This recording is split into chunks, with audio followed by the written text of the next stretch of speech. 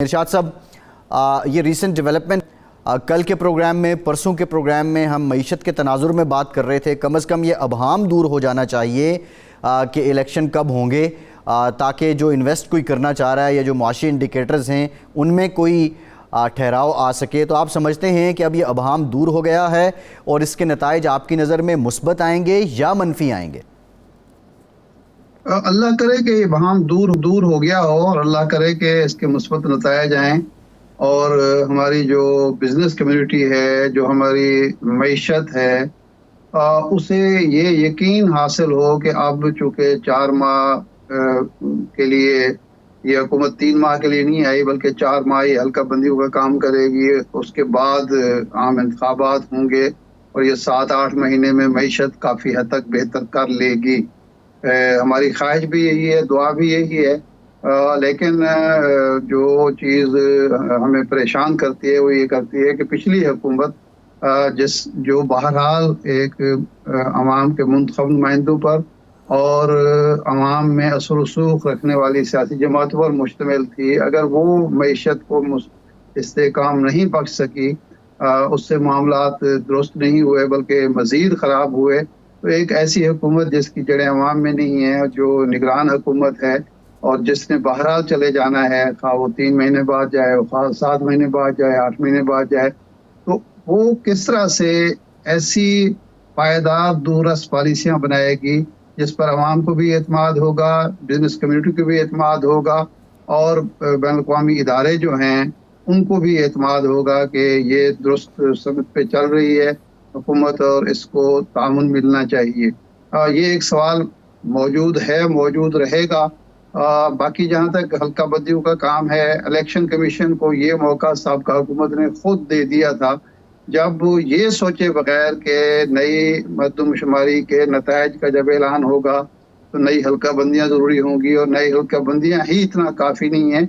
इसके बाद अभी एक सवाल कानूनी उठेगा कि जब नई हल्का बंदियाँ हो गई हैं, बाज़ इलाकों की आबादी बढ़ गई है और बाज़ की कम हो गई है और इसमें सूबे भी आते हैं, तो उनको मज़ीद नशिस्तें क्यों नहीं मिलनी चाहिए? मसलन बलूचिस्तान की आबादी बढ़ी है, कराची की आबादी बढ़ी है, तो आप ये कैसे कर सकते हैं कि नई मरदमशुमारी भी हो जाए, नई हल्का बंदियाँ हों और वो पिछली जो नशिस्तें हैं वो बरकरार रहें? जिन इलाकों की आबादी बढ़ी है उनके नशिस्तें बढ़नी चाहिए। अब ये कहना सूबे जो हैं, सूबों की नशिस्तें तो वही रहेंगी, लेकिन हल्के तब्दील हो जाएंगे, तो ये तो ज्यादती है कि होगा ये कि जहां आबादी बढ़ी है वहां का हल्का बढ़ जाएगा। जहां पहले 8 लाख की आबादी पर एक हल्का था वो 10-12 लाख पे चला जाएगा और जो छोटी आबादी वाले हल्के हैं 4-5 लाख वाले, वो तो मजे में रहेंगे। सब ये बड़ी दिलचस्प सूरत हाल है। इसमें जो तोजी बयान की जा रही है, मिसाल के तौर पे ये है कि पंजाब की बात करें तो बक्कर और राजनपुर 2 अजला हैं जहाँ पे आबादी बढ़ी है, जबकि मुल्तान में और रावलपिंडी में आबादी कम हुई है, वहाँ पे एक नशिस्त कम हो जाएगी सूबाई असम्बली की। तो वो बैलेंस तो कहीं ना कहीं अपेरेंटली उसमें ऑटोमेटिकली कायम हो जाता है और इसी बेस पे शायद वो बात कर रहे हैं ये हल्के शफल हो जाएंगे। बाज़ाब बैलेंस कायम नहीं होता। आपने सूबे की नशिस्तें वही रखी हैं, बैलेंस ये कायम किया है। जिस हल्के की आबादी बढ़ी है वहां तो आप नशिस्तें बढ़ा रहे हैं। मुल्तान की आबादी कैसे कम हो गई, उसका कोई मेथड बताया जाए ना, कि क्या मुल्तान से बहुत ज्यादा हिजरत हुई है, बहुत ज्यादा लोग जो है वो लाहौर चले गए हैं या मुल्क से बाहर चले गए हैं? ये एक ऐसी तौजी है जो नाकाबिल कबूल है, जो इंसानी ज़हन कबूल नहीं करता। और जब पूरे मुल्क की आबादी जो है वो 21-22 करोड़ से 25 करोड़ तक चली गई है, 3 करोड़ का इजाफा हुआ है, तो ये कैसे मुमकिन है कि मुल्तान की आबादी कम हो गई हो और राजनपुर की आबादी बढ़ गई हो? क्या लाहौर से लोग मुल्तान से हिजरत करके राजनपुर जा रहे हैं या बक्खर जा रहे हैं, वहाँ कोई सोना निकल आया है या तेल निकल आया है? ये तो नाकाबिल कबूल तौजी है कि राजनपुर की आबादी जहाँ से लोग सबसे ज्यादा निकल रहे होंगे, वहाँ बेरोजगारी है, वहाँ लॉ एंड ऑर्डर सिचुएशन खराब है, जागीरदारों के मजालिम है लोगों पर, वहाँ आबादी बढ़ रही है। और बखर में आबादी बढ़ रही है और मुल्तान में आबादी कम हो रही है, जहाँ निस्बतन बेहतर सहूलतें हैं। जी ये तो हो सकता है कि राजनपुर से लोग हिजरत करके मुल्तान जा रहे हैं, ये तो नहीं हो सकता कि मुल्तान से लोग छोड़ के राजनपुर आबाद हो रहे हों। और अब वहाँ कोई तेल तो नहीं निकल आया ना, जी या नहीं कोई शहर आबाद हो गए हैं, वहाँ रोजगार के मौके पैदा हो गए हैं। तो ये मैं यही कह रहा हूँ ना। एक बात, दूसरी बात, जो सूबों की आबादी बढ़ी है, मसलन बलूचिस्तान की आबादी बढ़ी है, तो उसकी नशिस्तें बढ़नी चाहिए, वो क्यों नहीं बढ़ेगी? अगर ओवरऑल पंजाब की आबादी भी बढ़ी है, सिंध की भी बढ़ी है, केपी की भी बढ़ी है, तो उसकी नशिस्तें बढ़ाएं, ताकि वो जो एमएनए का हल्का है, जो एमपीए का हल्का है, वो छोटा हो और जो लोग इलेक्शन लड़ते हैं उनको कम वसाइल खर्च करने पड़े, कम मेहनत करनी पड़े। अब आपने किसी इलाके के जो उम्मीदवार हैं उसके लिए तो दुगनी मेहनत हो जाएगी। जी वो एक बड़े हल्के 10 लाख के हल्के में करेगा, दूसरा 5 लाख के हल्के में। और एक कानून साजी पिछली हुकूमत ये भी कर चुकी है कि अब हल्के जो होंगे वो आबादी की बुनियाद पर इस तरह तकसीम किए जाएंगे कि सबकी ऑलमोस्ट आबादी बराबर होगी। जी वो फार्मूला कहाँ अप्लाई हो रहा है? तो मेरा ख्याल ये है कि ये काफी कानूनी पहलू उभर आएंगे और ये मामला शायद यानी आगे आप कह रहे हैं कि चलेगा। आप इरशाद साहब कह रहे हैं कि ये मामला 6 महीने से भी आगे जा सकता है, इलेक्शन ना होने वाला?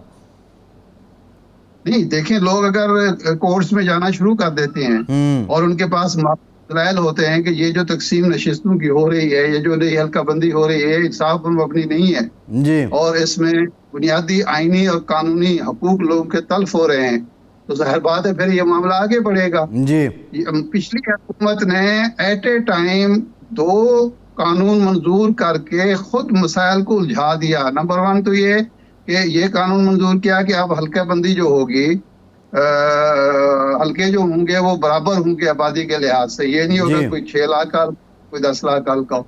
और साथ ही साथ नई मरदमशुमारी का ऐलान कर दिया ताकि ये जो नशिस्तें बढ़ती हैं या हल्के बढ़ते हैं उनकी वजह से आईनी तरमीम की जरूरत पड़े तो मौजूद ही ना हो।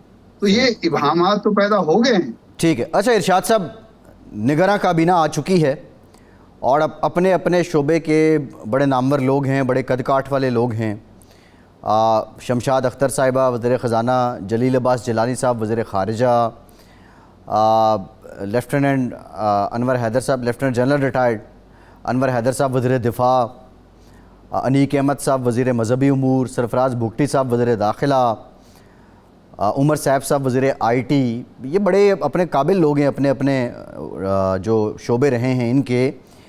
ये काबीना देख के आपको क्या लगता है कि ये वाक़तन 6-8 महीने लगाएंगे? दूसरा, आइनी एतबार से कुछ तो इन्हें मुआहदे करने की हद तक तो आईन कानून में इख्तियार दिया गया हालिया कानून साजी के ज़रिए, लेकिन फिर भी बहुत से मामलात ऐसे हैं जिसमें जो मुंतखब हुकूमत कर सकती है उसमें शायद ये वहाँ जाके फ़ैसले ना कर सकें।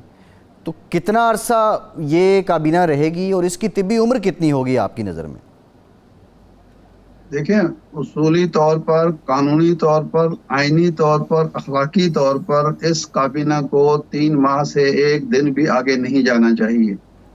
लेकिन अगर ये इसकी उम्र बढ़ती है, ये 6-7 माह कायम रहती है, तो अब बहुत बड़ा इम्तिहान है निगरान वज़ीर आज़म अनवर काकड़ साहब के लिए और इस काबीना के लिए कि पहले तो ये साबित करें कि इन पर जो एतमाद किया गया है, जिन लोगों ने इनको नामजद किया है या मुंतखब किया है, वो ये चाहते हैं कि ये मुल्क की मईशत को दुरुस्त करें। मुल्क के अंदर जो इस वक्त सबसे बड़ा मसला जो बना हुआ है, जो अदम इस्तेहकाम का बायस है, वो है पॉलिटिकल पोलराइजेशन। ये जो सियासी पारा चढ़ा हुआ है, इसको कम करना है। इसको कम इसलिए करना है कि मुआशरे के अंदर तवाज़ुन पैदा हो, एतदाल पैदा हो, और जब इलेक्शन हो तो वो दंगा फसाद ना हो और इलेक्शन के नतीजे मान लिए जाएं।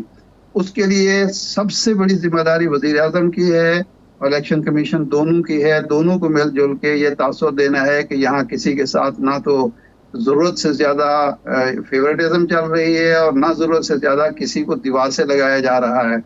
तमाम सियासी कुव्वतों को, जमहूरी कुव्वतों को, आइन के मानने वालों को मसावी मौके दिए जाएं, इसलिए कि जो कुव्वतें इस मुल्क को इंतशार का शिकार करना चाहती हैं, जो आइन पर यकीन नहीं रखती, जो जमहूरियत पर यकीन नहीं रखती, जो हमेशा से कोशिश करती हैं इस जमहूरियत के खिलाफ और आइन के खिलाफ उन कुव्वतों को नाकामी हो और जमहूरियत पसंदों को कामयाबी हो। हमारे यहाँ देखें, ये जो मुख्तलिफ किस्म के अनासर हैं, बलूचिस्तान में हैं, KPK में हैं, जो वक्तन फ़वक्तन गैर कानूनी दहशतगर्दी की कार्रवाई में मुलव्वस होते हैं, वो इस आइन के खिलाफ हैं, इस जमहूरी निज़ाम के खिलाफ हैं। वो मुल्क में अपनी मर्जी मनमानी करना चाहते हैं, आइन से मावरा, कानून से मावरा, जमहूरियत से मावरा अपनी किस्म का वो निज़ाम मुसल्लत करना चाहते हैं। उनको शिकस्त देने के लिए भी ज़रूरी है कि मुल्क के अंदर एक एतदाल और तवाज़ुन का माहौल पैदा हो और जमहूरी कुव्वतों को मसावी मौके देकर मजबूत किया जाए, ताकि आम इंतखाबात मुल्क के लिए खैर का बायस बने, मुल्क के लिए इस्तेकाम का बायस बने, मुल्क की मजबूती का बायस बने, किसी इंतशार का बायस ना बने।